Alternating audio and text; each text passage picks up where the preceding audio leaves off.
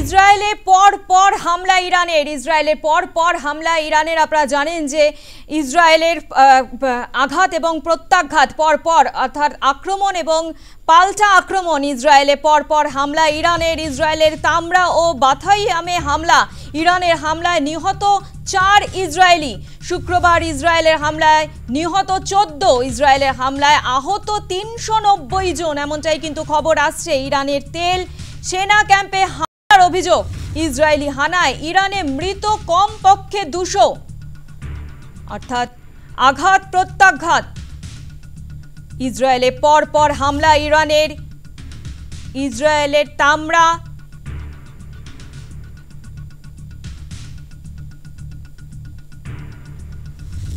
ইসরায়েলে পর হামলা ইসরায়েলে তামরা ও বাথাইয়ামে হামলা ইরানের হামলায় নিহত 4 ইসরায়েলি শুক্রবার ইসরায়েলের হামলায় নিহত 14 ইসরায়েলের হামলায় আহত 390 জন ইরানের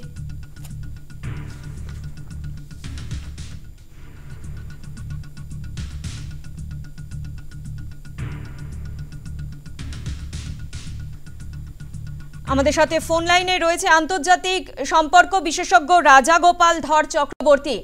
রাজাগোপাল বাবু, আপনাকে নিউজ টাইমে স্বাগত।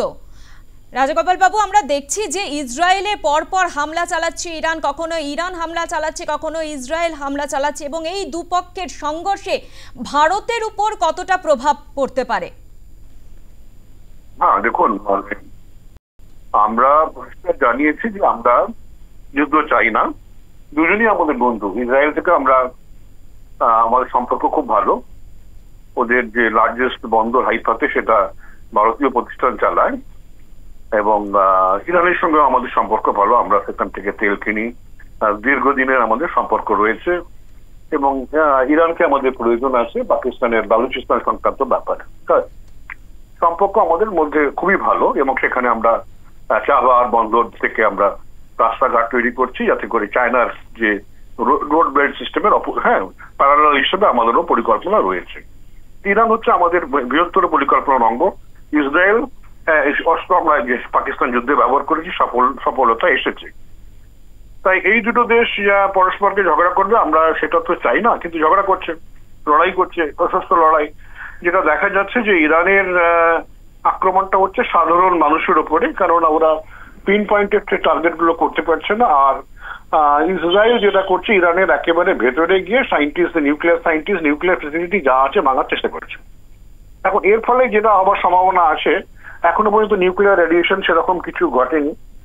আর কিন্তু যেটা ঘটছে সেটা হচ্ছে যে তেলবাহী জাহাজ, তো এই জায়গা দিয়ে সব তেলবাহী জাহাজগুলো আছে, যেটা স্টেট অফ হরমুজ বলে, সেটা প্রায় বন্ধ হওয়ার অবস্থায় রয়েছে। যুদ্ধ চললে তো সেখানে কিছু হতে পারে না।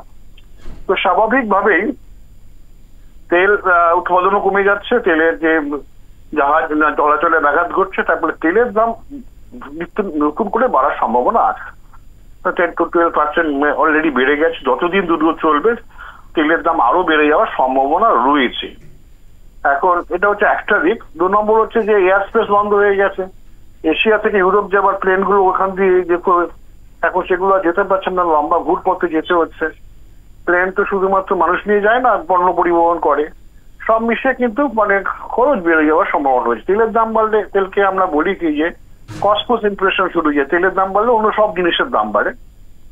তার ফলে যেটা একটা মুদ্রাস্ফীতি, বিশ্বজুড়ে মুদ্রাস্ফীতি হবার সম্ভাবনা থেকে যাচ্ছে, এবং তার ফলে কিন্তু ক্ষতিগ্রস্ত হওয়ার সম্ভাবনা ভারতের বেশি, কেননা আমরা প্রচুর তেল বাইরে থেকে কিনতে হয়। আমাদের ব্যালেন্স অফ পেমেন্টস ঘাটতি হয়ে যাবার সম্ভাবনা রয়ে গেছে।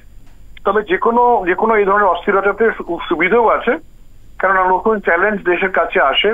তেল যখন পাওয়া অসুবিধা দেখা যাচ্ছে, তখন বিকল্প প্রযুক্তি কি করে সেটা করা যায়, ইলেকট্রিক মোটর ভেহিকলস গাড়ি, এগুলো কতটা প্রচলন বাড়ানো যায়, সেগুলো ভারতকে ভাবতেই হবে। সুতরাং যখনই কোনো চ্যালেঞ্জ আসে তখনই তার মোকাবিলা করার একটা তৈরি করার একটা যে উন্মাদনা জন্মায়, সেটা যদি তৈরি হয় তাহলে সেটা ভালো। হ্যাঁ, শুধু প্রতিকূলতা থেকেই আছে আনুকূল্য তৈরি হয়, এটা আমরা সবাই জানি। সুতরাং ভারত কিভাবে ভবিষ্যতে দেখবে সেটা আগামী দিনই বলবে। তবে এই মুহূর্তে তেলের দাম বাড়াটা আর ফলেতে কিন্তু বিরাট প্রতিক্রিয়া পড়বে, ইনফ্লেশন পড়বে, সাধারণ মানুষের জিনিসপত্রের দাম বাড়বে, বিদেশ থেকে জিনিসপত্র আসারও অসুবিধা থেকে যাবে। সব মিশিয়ে একটা বেশ কিছুদিন আন্তর্জাতিক অর্থনীতি, ভারতের অর্থনীতিতে একটা বড় ছাপ পড়বে ক্ষতিগ্রস্ত মধ্যবিত্ত এবং দরিদ্র শ্রেণীর মানুষ। হ্যাঁ, ধন্যবাদ আপনাকে।